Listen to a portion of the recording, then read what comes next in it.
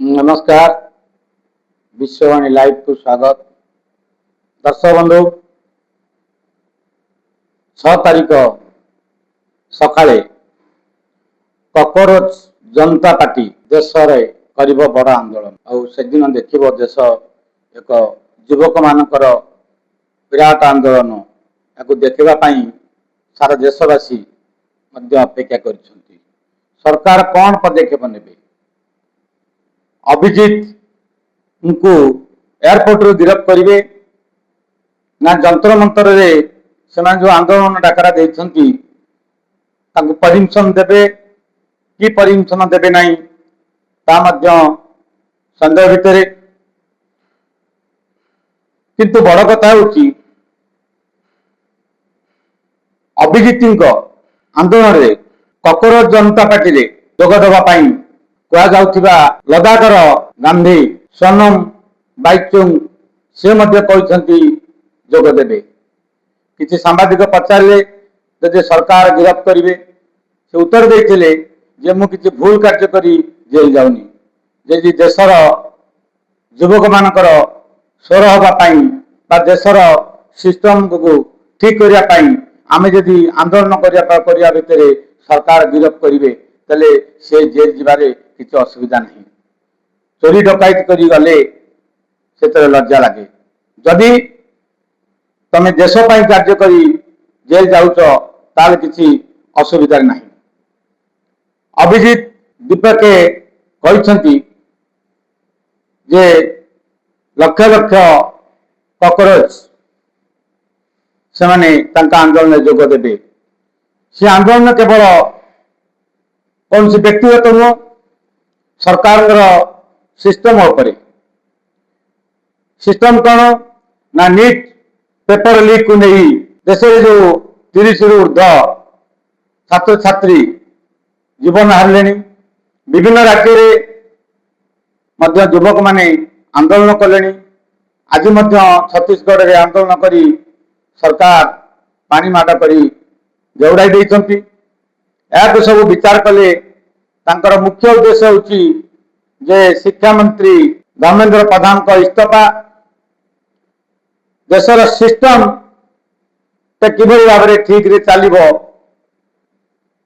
तांकर होची लक्ष्य सेटा किंतु ये कॉकरोच जो भाव में सोशल मीडिया रे छाई गले से कौन प्रकृत में दिल्ली जंतर मंतर से देखे पारे कि नहीं देखा तो निश्चित बाकी रहा किंतु प्रश्न गोटे उठुची जे सारा देश रे सबु राज्य रे विभिन्न राजनैतिक दल हो बा छात्र छात्री माने होंतु से माने आंदोलन करुछंती शिक्षा मंत्री इस्तीफा मात्र शिक्षा मंत्री को इस्तीफा से मागुछंती जे या प्रधानमंत्री कहीं दुर्बल प्रधानमंत्री कौन शिक्षा मंत्री को कही पार ना कि तुम इस्तीफा दियो बोली ना शिक्षा मंत्री को प्रधानमंत्री हाई करुछंती ना शिक्षा मंत्री कागज कलम प्रधानमंत्री पाखे नहीं विभिन्न प्रश्न उठुची आज्ञा जड़े शिक्षा मंत्री जदि इस्तीफा दे दियंते ताले कम से कम ए देश में जो एते आंदोलन चलुची सरकार विभिन्न राज्य सरकार भी हैरान होती पुलिस भाई मैंने हैरान होती कम से कम से तो विरत रही जाते। बड़ कथा हूँ कौन मंत्री मानकर राजनेता मानकर किसी तो नैतिकता रहा कथा अतीत आज्ञा अनेक घटना दुर्घटना को नहीं इस्तीफा देइछंती आपण जानिथिबे अंजना मामला रे स्वर्गत जानकी वल्लभ पट्टनायक से मुख्यमंत्री पद इस्तीफा देते आपण जानिथिबे जे जेतेबेले बॉम्बे दुर्घटना रे जेतेबेले आतंकवादी बॉम्बे रे पसिगले ताज होटल रे सेतेबेले राष्ट्रीय गृहमंत्री शिवराज पाटिल एवं आमर महाराष्ट्र मुख्यमंत्री समस्त इस्तीफा देते ଯେ ଆଜି କି 15 ଦିନ ହେଲାଣି 30 ପିଲା ଆତ୍ମହତ୍ୟା କଲା ପରେ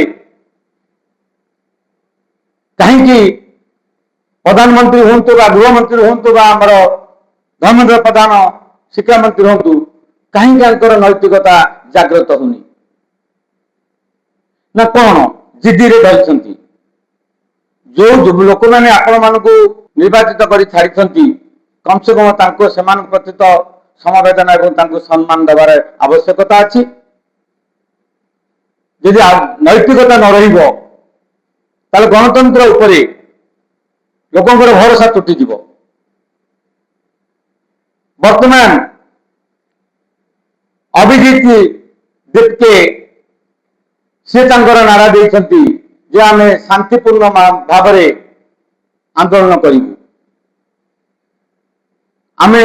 ଅଶାନ୍ତି ମାର୍ଗକୁ ଯିବୁନୁ। ଯୋଉ ଶାନ୍ତିରେ ଆନ୍ଦୋଳନ କରିବା ପାଇଁ ମହାତ୍ମା ଗାନ୍ଧୀ କହିଛନ୍ତି, ତାହାକୁ ଆଧାର କରି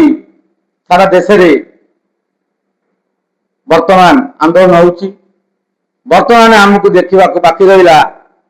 6 ତାରିଖରେ କକରୋଜ ଦଳ ଆନ୍ଦୋଳନ କରୁଛନ୍ତି କି ସରକାର ତାଙ୍କ ଆନ୍ଦୋଳନକୁ ଭଣ୍ଡୁର କରୁଛନ୍ତି। ଆମେମାନେ ନିଶ୍ଚିତ ୟା ପରେ ଆପଣମାନଙ୍କୁ ଆସି ଖବର ରଖିବି। ନମସ୍କାର।